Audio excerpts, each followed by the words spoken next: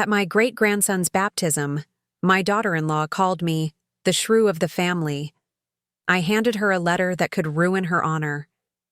The small church was filled with the scent of lilies and the soft murmur of conversation as I smoothed down my best navy dress, the one I'd saved for special occasions like this. My hands trembled slightly as I adjusted the small gold cross pendant around my neck, a gift from my late husband, Robert. At 72, I wasn't used to such gatherings anymore. My son Michael rarely invited me to family events, always with some excuse about keeping things small or not wanting to tire me out. I knew the real reason, though.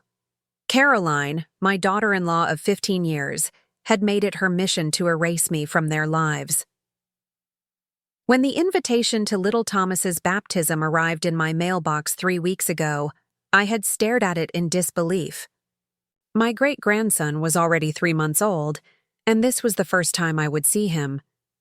I'd spent days preparing, selecting the perfect gift, a hand-knitted blanket that had taken me months to make, with his name delicately embroidered. In the corner. "Mother, you made it," Michael said as I entered, his smile not quite reaching his eyes. He gave me a stiff hug, the kind reserved for distant acquaintances rather than your only parent. "I wouldn't miss it for the world," I replied, clutching my handbag a little tighter. Inside was the letter, the one I'd written and rewritten, a dozen times debating whether I should ever give it to Caroline. The christening itself was beautiful. Standing at the back of the church, I watched as the priest blessed my great-grandson, tears welling in my eyes. I hadn't been allowed to stand with the family at the font. "Space is limited," Caroline had explained curtly when I arrived. So, I observed from a distance like a stranger. Afterward, during the small reception in the church hall, I finally got my chance to approach the baby. He was perfect. Those same Gallagher eyes that ran in our family, the same dimple in his left cheek that Michael had as an infant. "May I hold him?" I asked my granddaughter-in-law Jessica, who smiled kindly and started to hand him to me. "I don't think that's a good idea," Caroline interrupted, appearing suddenly beside us. "He's just settled down." Jessica looked uncomfortable, but didn't protest as Caroline took the baby from her arms. "I just wanted to hold him for a moment," I said softly, "and to give him this." I offered the carefully wrapped blanket. Caroline looked at it with disdain. "We already have plenty of blankets, Eleanor." She didn't even take it from my hands. I swallowed hard, fighting back tears. "I made it myself. It has his name on it." I sighed dramatically, as if I was being difficult. "Fine, just put it with the other gifts." I placed the blanket on the table, noticing how it was immediately pushed aside by Caroline's sister to make room for larger, store-bought presents. As I turned back, I overheard Caroline speaking to her group of friends, her voice deliberately, loud enough for me to hear. "That's Michael's mother," she said with a small laugh. "The shrew of the family, always criticizing, always interfering. We try to include her, but honestly, it's exhausting." The room seemed to fall silent, though I'm sure that was just in my head. Heat rushed to my face as several people glanced my way with pitying looks. My heart pounded in my chest so hard I thought it might break through my ribs. Michael stood, nearby, looking uncomfortable but saying nothing to defend me. My own son, letting his wife speak about me that way. In that moment, something inside me, something that had been bending and bending for years, finally snapped. With surprising steadiness, I walked over to Caroline, who raised an eyebrow at my approach. Without a word, I reached into my handbag and pulled out the sealed envelope. "I'd like you to read this," I said quietly, placing it in her free hand. "When you're alone." Caroline looked confused, then slightly alarmed. "What is this?" I met her, eyes directly. "Something I should have given you a long time ago." As I turned to leave, I caught a glimpse of genuine fear in her eyes. She knew exactly what might be in that envelope. "The photos I'd accidentally discovered last Christmas. the ones that would destroy the perfect image she'd constructed for her family and friends. I walked out of the church with my head held high, even as tears threatened to spill. Behind me, I could hear Caroline making excuses, trying to laugh it off, but the slight tremor in her voice told me everything. For 15 years, I had tried to be the perfect mother-in-law, supportive, not interfering, loving from a distance when that was all I was permitted. For 15 years, I had watched as my son was slowly pulled away from me, as my grandchildren were taught that Grandma Eleanor is too busy, or Grandma Eleanor is too critical. The truth in that letter could change everything, or it could destroy the fragile threads that still connected me to my family. As I stepped into the bright sunshine outside the church, I wasn't sure whether I'd just made the biggest mistake of my life or finally stood up for myself after years of silent suffering. The drive back to my small apartment felt endless. My hands gripped the steering wheel so tightly that my knuckles turned white, and I kept replaying Caroline's voice in my head. The shrew of the family. After all these years, that's all I was to her. A nuisance, an inconvenience to be tolerated, as I pulled into my parking space, exhaustion washed over me. Not just from the day, but from 15 years of trying to maintain a relationship with a son who had allowed himself to be pulled away from me, piece by piece.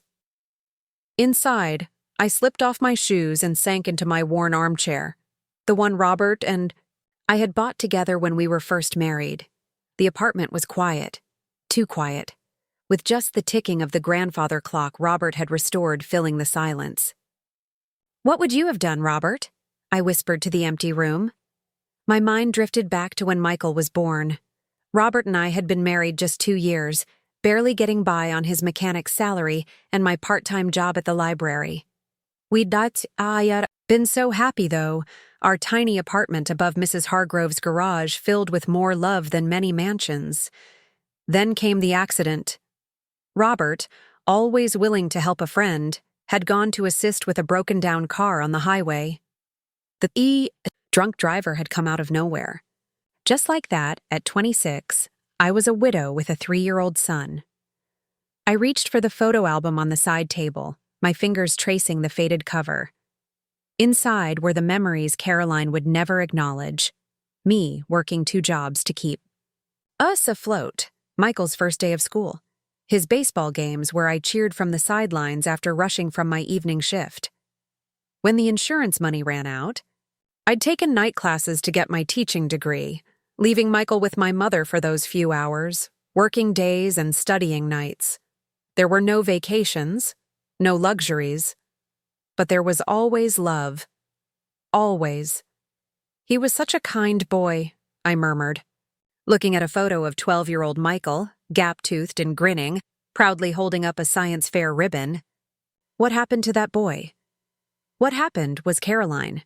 They'd met at college when Michael was studying engineering on the scholarship I'd helped him earn. She was from a wealthy family with expectations about what life should look like. Her father had helped Michael get his first job at a prestigious firm. Her mother had planned their wedding, barely consulting me. I tried. God knows I tried.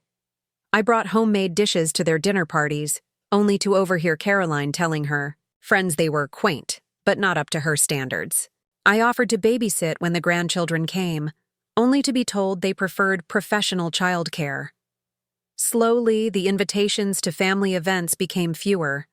My suggestions were dismissed as outdated. My calls went unanswered for days. When I did see Michael, it was always brief, always with Caroline hovering nearby. I turned the page of the album to a more recent photo. Caroline at a charity gala, her arm around a man who wasn't my son. I'd found it on Michael's laptop last Christmas when he'd asked me to help him download some photos of the children. I'd clicked on the wrong folder, and there they were. Dozens of photos of Caroline with this other man, looking far too intimate for a casual friendship. I hadn't told Michael. How could I? He'd built his entire life around her, giving up his dream of teaching engineering to take the corporate position her father had arranged. Would he even believe me over her? Instead, I'd printed one photo and written a letter explaining when and how I'd found it, expressing my concern not as an accusation but as a mother who couldn't bear to see her son betrayed. That letter had sat in my drawer for 6 months, until today. My phone rang, startling me from my thoughts. Michael's name flashed on the screen. My heart jumped. Had Caroline already shown him the letter? "Hello?" I answered, my voice shakier than I intended. "Mom." His tone was cold. "What did you give to Caroline?" I closed my eyes. Something she needed to see. "She's upset, Mom. She won't even tell me what was in the envelope." So she hadn't shown him yet. Interesting. "I think that's something you should discuss with your wife, Michael." He sighed, that impatient sound I'd grown too familiar with. "Why can't you just let things be? Today was supposed to be about Thomas, not another opportunity for you to create drama." The injustice of his words hit me like a physical blow. Drama? Is that what you call it when I'm publicly humiliated by your wife? When I'm called a shrew in front of the entire family? Silence. Then, "She was just joking, Mom. You're too sensitive." I thought of all the years I'd swallowed my hurt, made excuses for his absence, pretended not to notice how I was being pushed aside. "No, Michael. I'm not too sensitive. I'm just finally standing up for myself." What's that supposed to mean? What was in that letter? For a moment, I considered telling him everything. How Caroline had been systematically isolating him from me. How I'd found those photos. How I'd watched helplessly as the sweet boy I raised disappeared into someone who could stand by while his mother was insulted. Instead, I simply said, "Ask Caroline." After we hung up, I sat in the growing darkness of my apartment, wondering if I'd just destroyed whatever relationship I still had with my son.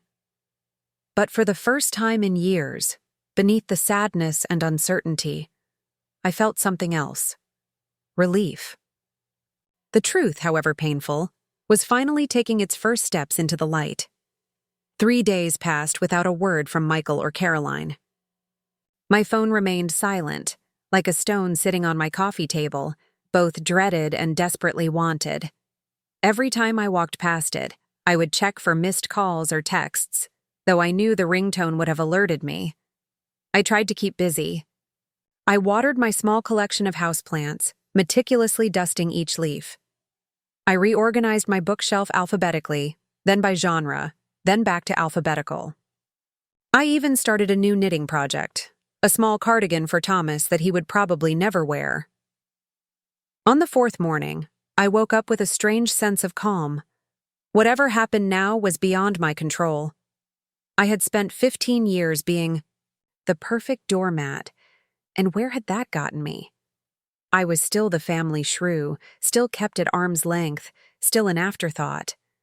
I made myself a proper breakfast for the first time in days, eggs, toast, and a cup of strong tea. As I was washing the dishes, the phone rang. My heart leaped into my throat, but the caller ID showed a name I hadn't expected. Martha Lewis. Martha and I had been close friends when our children were young, bonding over PTA meetings and soccer games. Like so many friendships, ours had drifted. Over the years, especially after she moved to Arizona to be near her daughter. We exchanged Christmas cards and the occasional phone call, but that was about it. "Eleanor? Is that you?" Her voice sounded just the same, warm and slightly husky from years of smoking that she'd given up a decade ago. "Martha, what a surprise." I dried my hands on a dish towel, cradling the phone against my shoulder. "I've been thinking about you lately," she said. "Something told me to pick up the phone today." "How are you?" The simple question nearly undid me. How long had it been since someone had genuinely asked how I was doing? Not the polite, passing, "How are you?" that expected only "fine" as an answer, but a real inquiry from someone who cared. Before, I knew it. The whole story came pouring out. The years of subtle exclusion, Caroline's public humiliation, the letter with the photo, and the silence that had followed. Martha listened without interruption, occasionally making small sounds of sympathy. When I finally ran out of words, she sighed deeply. "Oh, Eleanor, I'm so sorry." Then, after a pause, "But I'm also a little proud of you." Proud? The word caught me off guard. Yes, proud. For finally standing up for yourself. You've spent your whole life taking care of others. First Robert, then Michael, and now you're still trying to be there for your grandchildren and great-grandson. When was the last time you did something for yourself? I honestly couldn't remember. Listen, Martha continued. I'm in town for the next 2 weeks staying with my sister. There's a group that meets at the community center on Wednesdays. Mostly women our age, some widowed, some divorced, some just looking for connection. Why don't you come with me tomorrow? My first instinct was to refuse. What if Michael called while I was out? What if Caroline decided to talk? But then I realized I could bring my cell phone. And more importantly, why was I still arranging my life around people who clearly weren't arranging theirs around me? I'd like that, I said, surprising myself with how much I meant it. After hanging up with Martha, I felt lighter somehow. I picked up a framed photo of Michael and me from his high school graduation, his arm around my shoulders, both of us beaming with pride and hope for the future. That mother and son had been a team. Somewhere along the way, I'd forgotten that I wasn't just Michael's mother or Caroline's mother-in-law or Thomas's great-grandmother. I was still Eleanor Gallagher, a woman in my own right. That afternoon, I decided to walk to the small park 2 blocks from my apartment. It was a mild spring day, the kind that hints at summer's approach. Sitting on a bench, I watched children play, mothers chatting nearby, elderly couples strolling hand in hand. My phone rang again. This time, it was my granddaughter, Lisa, Michael and Caroline's oldest. Grandma? Her voice sounded hesitant, almost secretive. Lisa, sweetheart, how are you? I tried to keep my voice neutral, not wanting to put her in an awkward position. I'm okay. She paused. Mom and Dad are fighting. It's about you, isn't it? About what happened at the baptism. I closed my eyes, regretting that my actions had affected the grandchildren. It's complicated, honey. Mom won't tell Dad what was in the letter. She's been crying a lot, and he's really angry. She lowered her voice further. What was in it, Grandma? I took a deep breath. That's something for your parents to discuss, Lisa. I'm sorry you're caught in the middle of this. She was quiet for a moment. Are you okay, Grandma? Mom says some pretty mean things about you sometimes, but I've always thought she was wrong. You're not what she says you are. Tears welled in my eyes. Thank you, sweetheart. That means more to me than you know. I miss you, she said simply. We don't visit you enough. I miss you too. Maybe when things settle down, you could come over. I could teach you how to make those chocolate chip cookies you used to love. I'd like that, she said, and I could hear the smile in her voice. I have to go now. Mom's coming. After we hung up, I sat in the park for a long time, watching the sun begin its descent. Whatever storm was brewing in Michael and Caroline's house, I couldn't control it. But Lisa's call had given me something precious. The knowledge that I hadn't been entirely erased from my grandchildren's hearts. As I walked home, my phone buzzed with a text. It was from Martha. Looking forward to tomorrow. Pick you up at 1 mile. Wear something colorful. For the first time in days, I smiled. Tomorrow would bring what it would bring, but it would also bring something new, something just for me. And that, in itself, felt like a small victory. Martha's car pulled up precisely at 1 o'clock. I had taken her advice and worn a turquoise blouse that Robert had always said brought out the color of my eyes. It had been hanging in my closet, barely touched for years. You look lovely, Martha said as I settled into the passenger seat. That color suits you. The community center was a 15-minute drive away, in a part of town I rarely visited. As we walked in, I felt a flutter of anxiety in my stomach. What if I didn't fit in? What if these women already had their established friendships and I was just an intruder? Martha seemed to sense my hesitation. She squeezed my arm gently. They're good people, Eleanor. Just be yourself. The room was set up with chairs in a loose circle. About a dozen women were already there, some my age, some older, a few younger. They looked up as we entered, and several called out greetings to Martha. Everyone, this is my dear friend Eleanor, Martha announced, guiding me forward. Tall woman with silver hair tied back in a neat bun approached us. Welcome, Eleanor. I'm Grace, the informal leader of this little group. We're just women supporting women here. She smiled warmly. No pressure to share anything you don't want to. The meeting began with casual conversation, then moved into a more structured discussion about finding purpose in later life. I listened, fascinated by these women's stories. A retired teacher who now volunteered teaching English to immigrants. A widow who had started painting at 70 and recently had her first gallery showing. A former housewife who had gone back to college at 65. When the conversation turned to family relationships, I felt a knot form in my throat. One woman described her strained relationship with her daughter-in-law, and heads nodded in understanding around the room. Would you like to share anything, Eleanor? Grace asked gently. I hesitated, then found myself talking about Michael, about Caroline, about the baptism. I didn't mention the letter or the photo, just the years of being sidelined and the final public humiliation. I've spent so long trying to be what they wanted, I concluded, that I'm not sure I know who I am anymore. The room was quiet for a moment. Then a woman named Dorothy, who must have been close to 80, leaned forward in her chair. Honey, that's the most important journey you've got left, finding yourself again.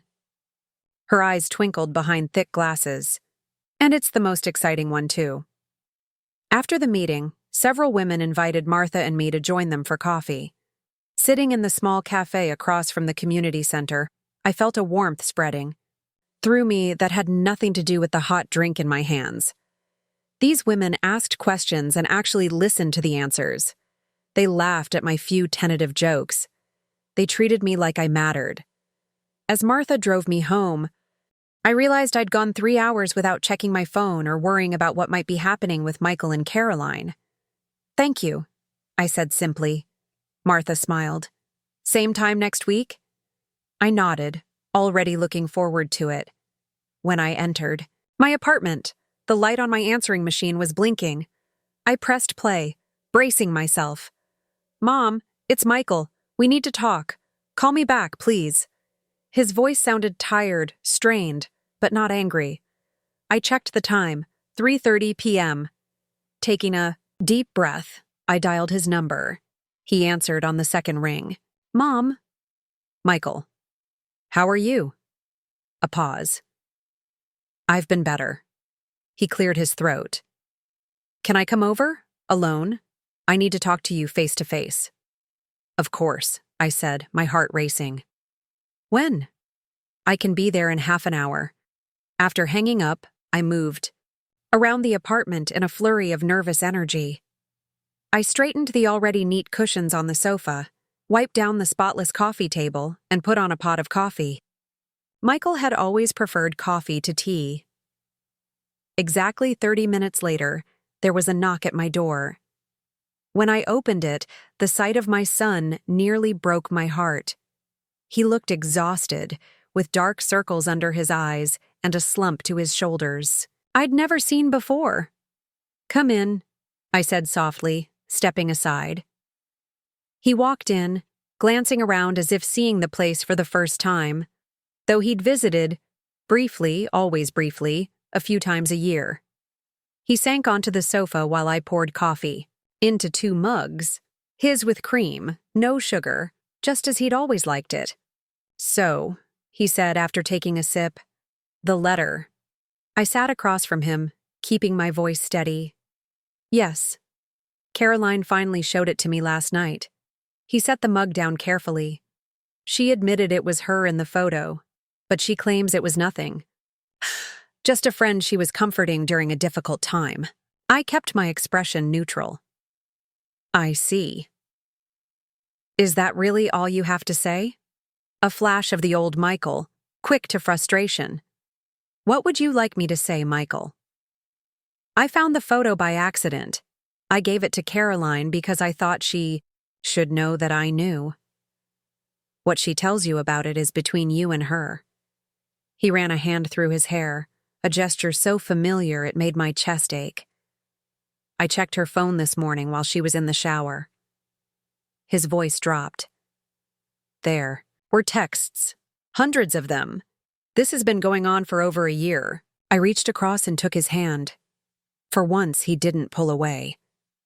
I feel like such a fool, he whispered. And the worst part is, the things she's been saying about you all these years. I believed her. I let her push you away because she convinced me you were controlling, judgmental. He looked up, his eyes wet. I'm so sorry, Mom. Oh, Michael. My own eyes filled with tears. We both made mistakes. I should have been more direct years ago instead of just withdrawing. Lisa told me she called you. He gave a weak smile.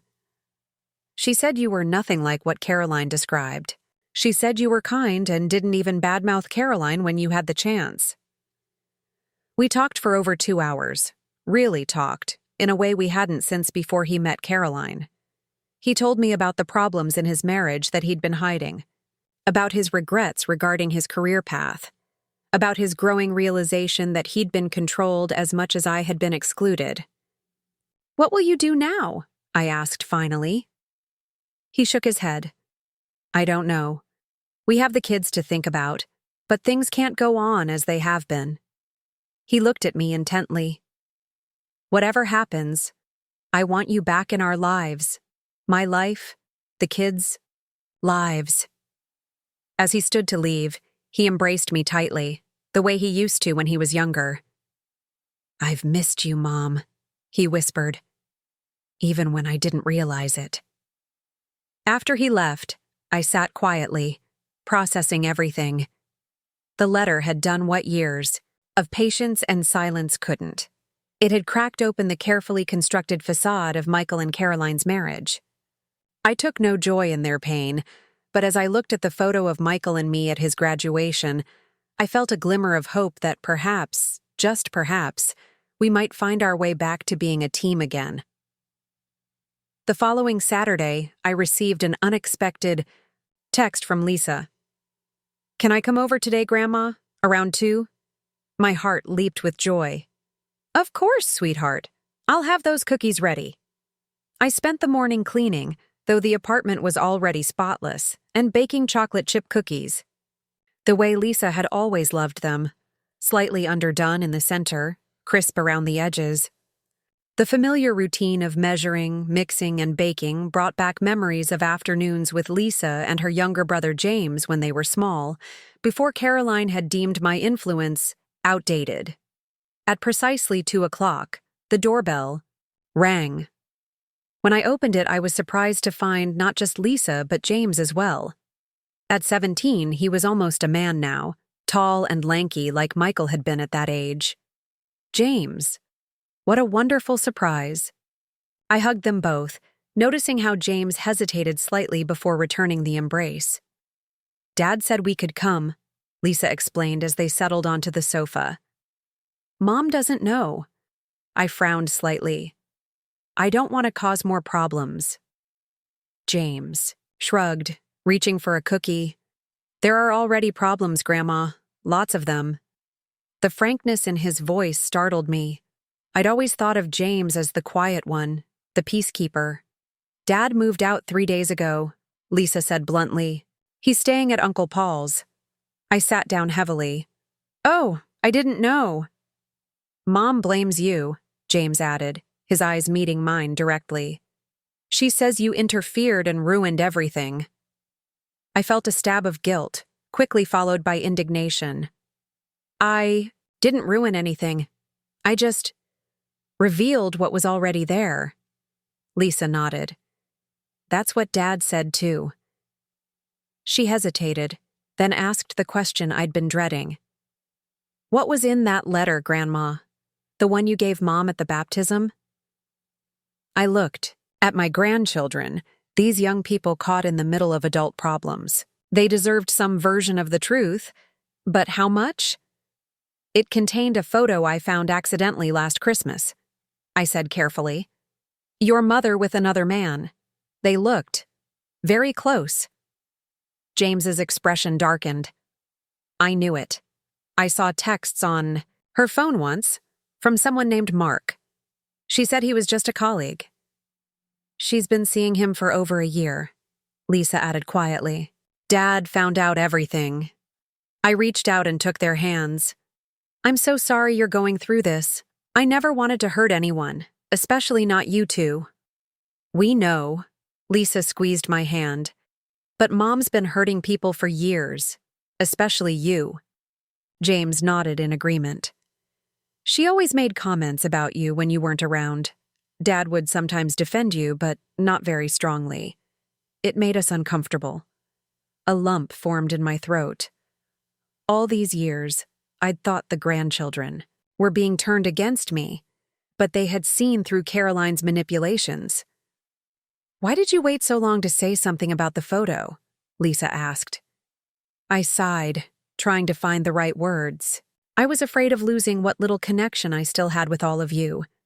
And I thought, maybe I was wrong. Maybe there was an innocent explanation. There wasn't, James said flatly. We spent the afternoon talking, really talking, about the past 15 years. The grandchildren filled in gaps from their perspective, telling me about times Caroline had intercepted my gifts, forgotten to pass on my messages, or made excuses for why visits to Grandma couldn't happen. She told us you were too busy, Lisa said, indignation coloring her voice, or that you didn't like having kids around because of the mess. I shook my head, fighting back tears. I was never too busy for you. Never. As evening approached, Michael called to check on them. After Lisa assured him they were fine, she handed the phone to me. Hi, Mom, he said, his voice weary but warm. Are they behaving? They're wonderful, I replied. Michael, I hope you know I never intended— I know, he interrupted gently. The truth was going to come out eventually. Better from someone who loves me than from a stranger. After the call, I made a simple dinner, and we ate together at my small kitchen table. It felt surreal, having my grandchildren there after so many years of brief, supervised visits. We should do this more often, James said, surprising me. Even when whatever's going to happen with Mom and Dad happens. I'd like that very much, I replied, my voice thick with emotion. When it was time for them to leave, they both hugged me tightly. Lisa lingered a moment longer. Dad told us something else, she said quietly. About all you did for him after Grandpa died, working 2 jobs, putting him through college.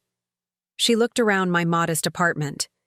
You could have had a bigger place, a better life, if you hadn't spent everything on him. I cupped her cheek gently.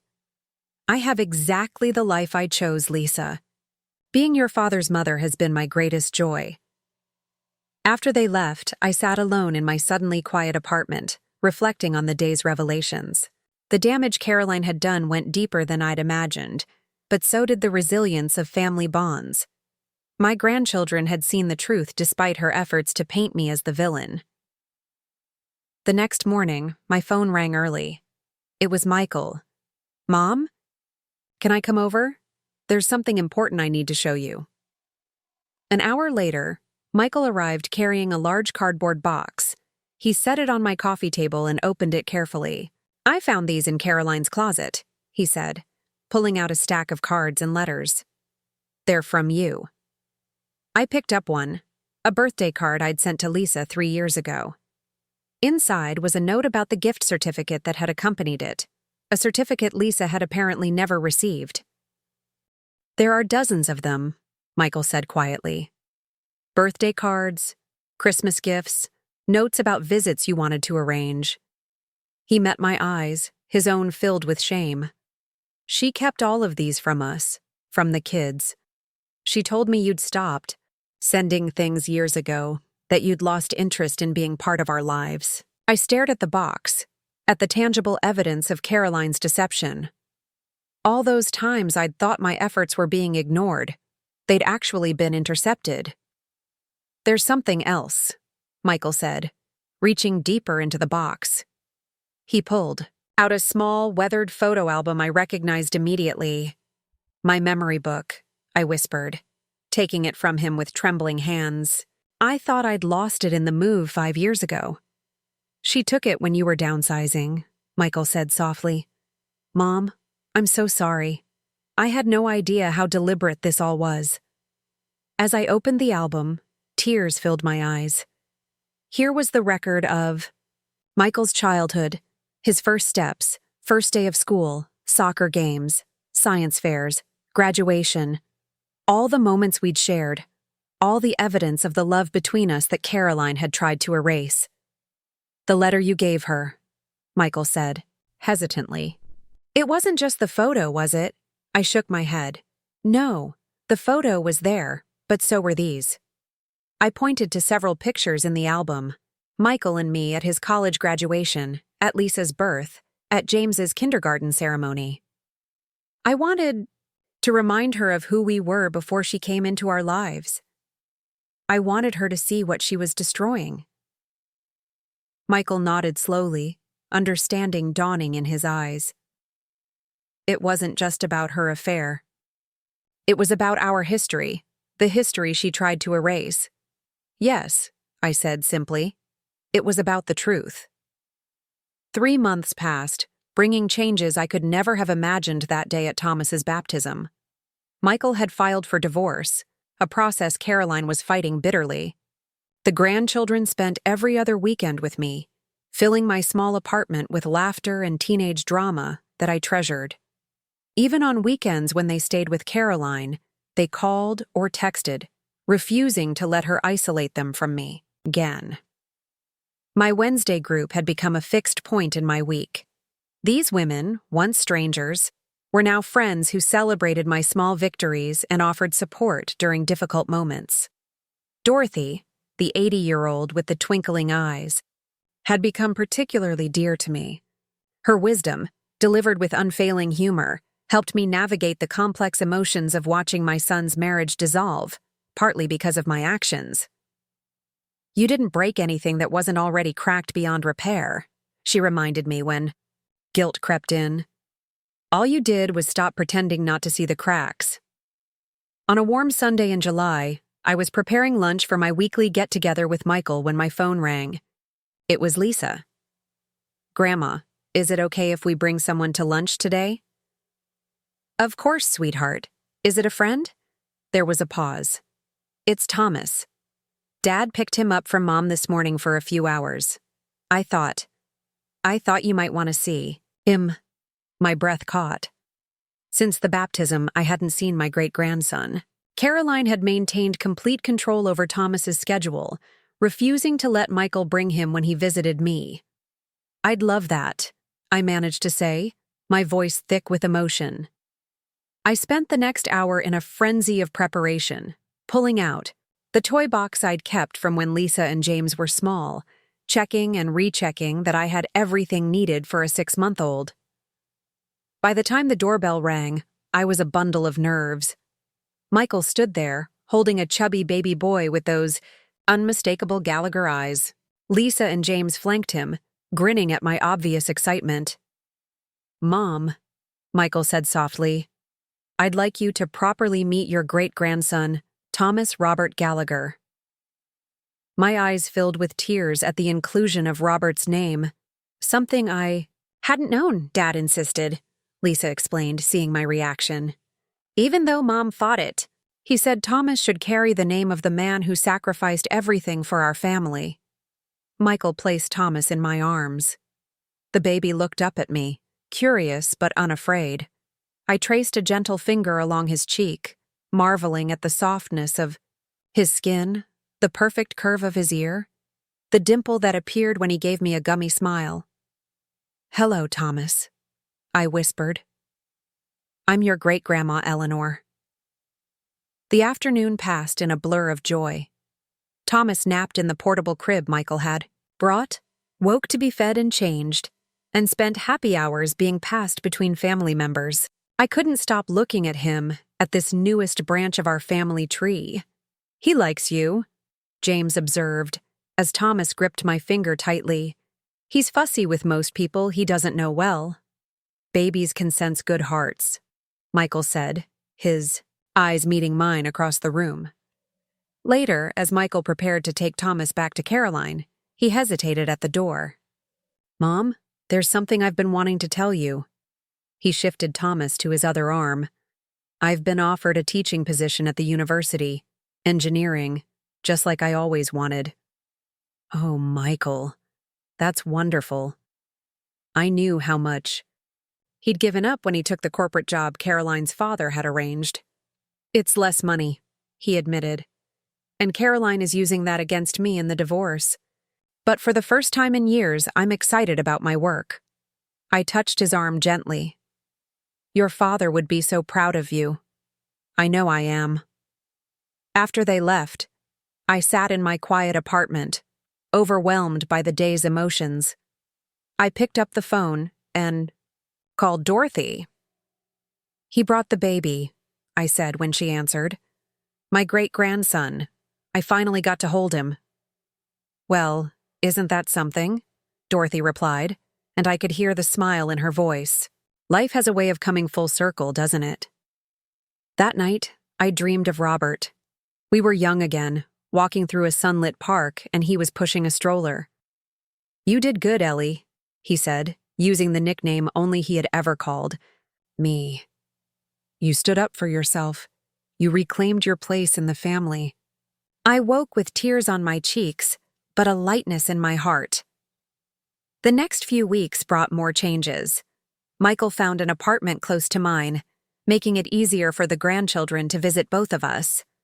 Caroline, realizing she was losing control, finally agreed to a more generous custody arrangement that included regular visits with Thomas for me. The first time Caroline brought Thomas to my apartment, her face was a mask of barely contained fury. She didn't come inside, simply handed the baby carrier to me at the door. 2 hours, she said flatly. Not a minute more. I nodded, determined not to give her any reason to cut off these precious visits. "Thank you for bringing him, Caroline." She looked at me then, really looked at me, for perhaps the first time in 15 years. "You think you've won, don't you? Destroyed my marriage, turned my children against me." I held her gaze steadily. This was never about winning or losing, Caroline. It was about truth. And the truth is, I never wanted to destroy anything. I just wanted to be treated with basic dignity and respect. She didn't respond, just turned and walked away. But something in her posture, a slight lowering of the rigid shoulders, made me wonder if perhaps, just perhaps, a seed of understanding had been planted. Over the next several months, a new rhythm established itself in our family. Caroline gradually softened, especially as she saw how the children thrived with both Michael and me in their lives. We would never be friends, Caroline and I, but we learned to coexist in a state of cool civility for the sake of the family we shared. Michael flourished in his teaching position, rediscovering the passion for engineering that had been buried under years of corporate conformity. Lisa applied to colleges, including my alma mater, asking for my input on her applications.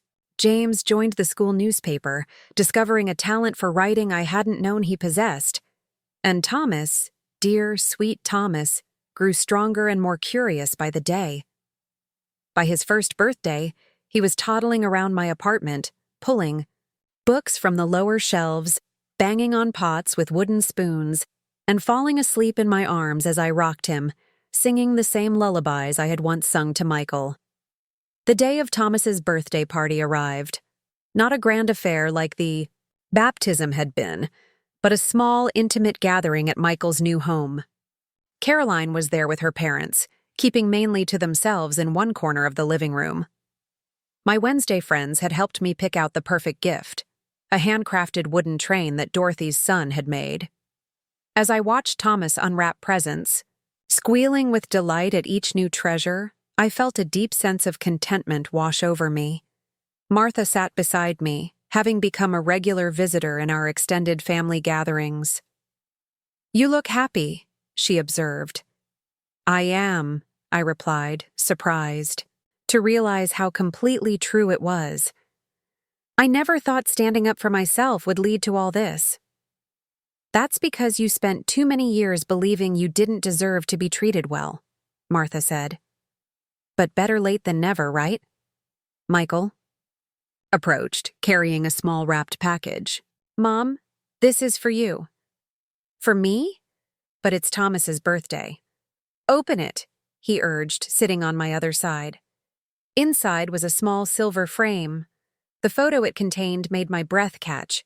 It was Thomas and me, captured in a moment of shared laughter, during one of his visits.